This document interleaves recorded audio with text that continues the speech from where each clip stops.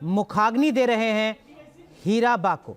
और देखिए प्रधानमंत्री नरेंद्र मोदी, उनके भाई, जो दोनों भाई ये साथ में मुखाग्नि देते हुए, और देखिए पूरे वैदिक और पौराणिक मान्यताओं का पालन उसी हिंदू रीति रिवाज के अनुसार किया जा रहा है, जिस अनुसार हमने बाकी क्रियाएं देखी हैं।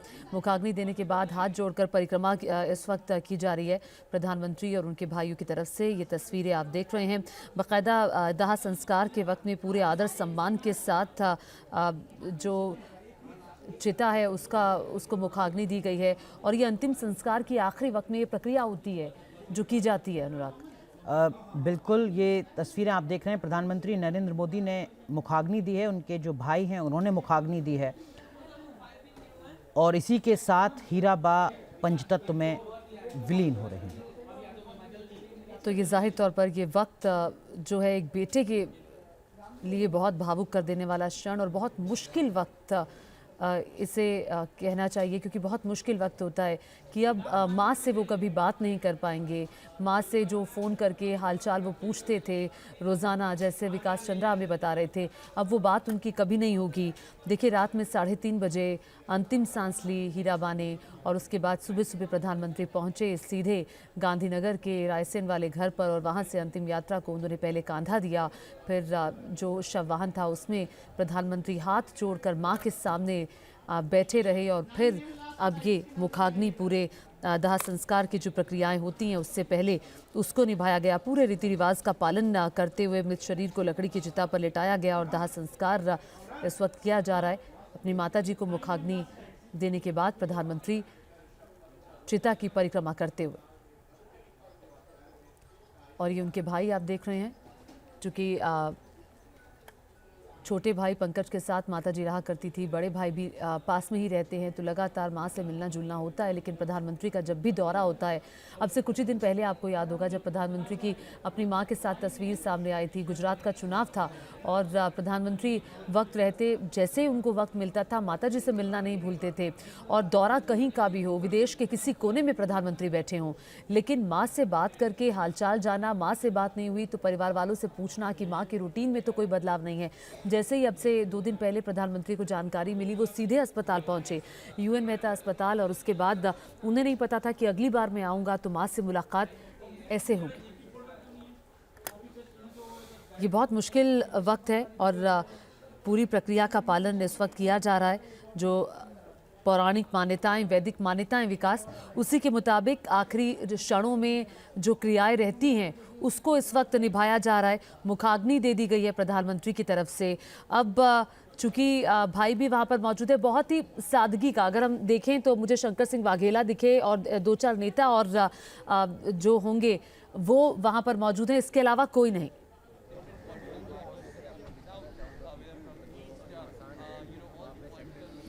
जी बिल्कुल, कोई नेता नहीं, कोई कार्यकर्ता नहीं, कोई तामझाम नहीं, कोई आडंबर नहीं, कोई दिखावा नहीं। एक जैसा इनके सर कह रहे थे कि जो एक निम्न मध्यम वर्गीय परिवार का जो एक स्वरूप होता है, जो एक चरित्र होता है, जिसमें वो लोग हमेशा जिसको जीते रहे, वो मध्यम वर्गीय परिवार का जीवन आज इस शमशान घाट पर भी दिखाई दिया, जहाँ जो लोग अंतिम समय में ही पहुँचते हैं, क्योंकि यहाँ भी उसका उल्लंघन नहीं किया गया। जिस सादगी में हीराबेन रहती थी, उनका परिवार रहता है, उसी सादगी के साथ ही प्रधानमंत्री नरेंद्र मोदी उनको लेकर शमशान घाट पहुँचे। और जैसा मैं बार बार इस बात का जिक्र कर रहा हूँ कि मुझे ऐसी उम्मीद नहीं थी कि जब कंधे पर लेकर अपनी माँ को घर से बाहर निकले और शव वाहन तक पहुँचे, तो चूँकि इतनी सारी गाड़ियाँ और प्रधानमंत्री, तमाम तरह के प्रोटोकॉल, बहुत सारी बातें, तो लगा कि वो साथ साथ जाएंगे। लेकिन प्रधानमंत्री शव वाहन में बैठे, और अपनी माँ को वहाँ भी उन्होंने अकेले नहीं छोड़ा, और शव वाहन में ही बैठ करके अपने घर से यहाँ तक पहुँचे, जिसकी दूरी काफ़ी ज़्यादा दूरी है, 15 किलोमीटर से ज़्यादा है।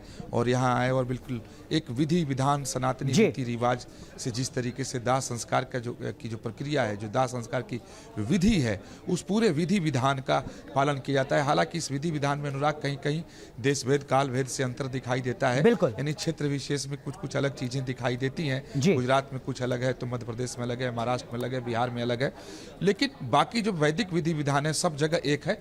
उसी वैदिक विधि विधान के साथ ही वो अपनी माँ का दाह संस्कार प्रधानमंत्री नरेंद्र मोदी कर रहे हैं। अंतिम बार 4 दिसंबर को वो मिले थे, तो शायद नहीं सोचे होंगे कि अब अपनी माँ से वो नहीं मिल पाएंगे, आशीर्वाद नहीं ले पाएंगे, उनके साथ बैठ के खाना नहीं खा पाएंगे, चलते वक्त उनके हाथ से अब उनको द्रव्य नहीं मिलेगा।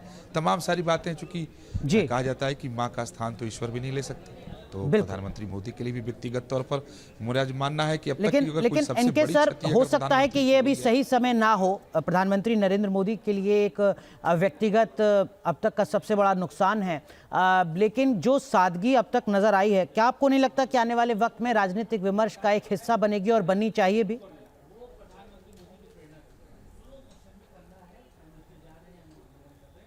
बिल्कुल बननी चाहिए। और ये दरअसल इसके लिए आपको कुछ प्रयास नहीं करना होता है। आपने जीवन कैसे जिया है और कष्ट के क्षणों में और संकट के क्षणों में आपने अपने को कैसे कंडक्ट किया है, ये जनमानस पे तो जाता ही है और उसी से उनकी स्वीकार्यता एक नेता की बढ़ती है, क्योंकि वो पब्लिक लाइफ में है। तो इसका जनमानस पे जो होगा, और आप जानते हैं जब भी ये होता है माँ के प्रति बेटे का प्यार, ये रिफ्लेक्ट करता है और भारतीय समाज इसको बहुत इंडोर्स करता है।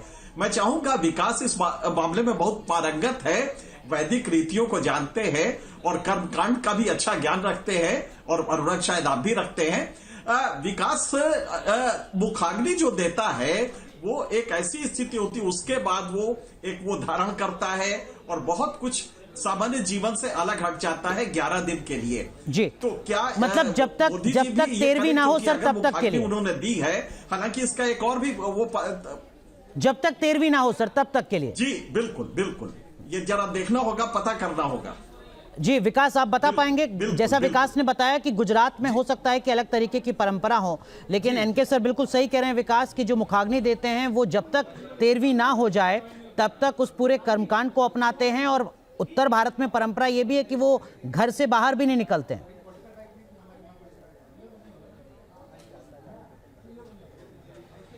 जी बिल्कुल, परंपरा है कि अगर जो व्यक्ति मुखाग्नि देता है तो उसको 10 व्रत धारण करने पड़ते हैं और बंधन के नीचे नहीं रहना होता है और आसन के बिस्तर के ऊपर सोना नहीं होता है। 10 दिन उसे पाठ करना होता है, गरुड़ पुराण का पाठ उसे सुनना पड़ता है और बिल्कुल सात्विक भोजन करेगा, एक वक्त का ही भोजन करेगा और उसके लिए भोजन भी एक ही व्यक्ति बनाएगा, दक्षिणामुख होकर के वो भोजन करेगा। यानी एक तपस्वी का जीवन वो पूरे 10 दिन तक, यानी जब तक 10 कर्म नहीं हो जाता है, यानी जो हम लोग यहाँ 10 कर्म कहते हैं कि 10वें दिन जब क्षौर कर्म हो जाता है, नाखून बाल जब कट जाते हैं और जब और उस दिन का जो विधि विधान और जो पहला पिंड होता है जब चला जाता है, तो उसके बाद की प्रक्रियाएं फिर बदल जाती है। हालांकि इसमें भी व्यवस्था की गई है कि अगर कोई बच्चा है, माइनर है, जो 10 दिनों तक का व्रत नहीं रख सकता हो, कि एक वक्त भोजन करके न रह सकता हो, तो वैसी स्थिति में मुखाग्नि देने के बाद वो किसी और को, परिवार के किसी बड़े को वो दान दे सकता है। लेकिन यहाँ ऐसी स्थिति नहीं है। लेकिन अब प्रधानमंत्री की अपनी व्यस्तता है, तो मुझे ऐसा लगता है कि मुखाग्नि देने के बाद किसी दूसरे अपने भाई को वो दान दे देंगे कि जो 10 दिनों तक, यानी कम से कम 10 कर्म होने तक वो व्रत धारण करेंगे और 11वें दिन जाकर के वो फिर मुक्त होंगे उससे। तो ये जो वैदिक विधान है ये लगभग मुझे लगता है कि सब जगहों पर एक सा ही है। जहाँ तक रहा सवाल क्षौर कर्म कराने का, तो अगर चले जाएं उत्तर भारत, खासतौर पर उत्तर प्रदेश और बिहार और आगे बढ़ें, तो 10 कर्म के दिन पूरे परिवार और नात रिश्तेदार के लोग भी बाल मुंडवाते हैं और पूरा सब कुछ नाखून कटवाते हैं। लेकिन गुजरात में ऐसी परंपरा मैंने पता की नहीं है। अब थी पहले भी, लेकिन लोगों ने छोड़ दिया है कि अब जो मुखाग्नि देता है या जो व्रत धारण करता है उसमें वही व्यक्ति सिर्फ अपना क्षौर कर्म कराता है।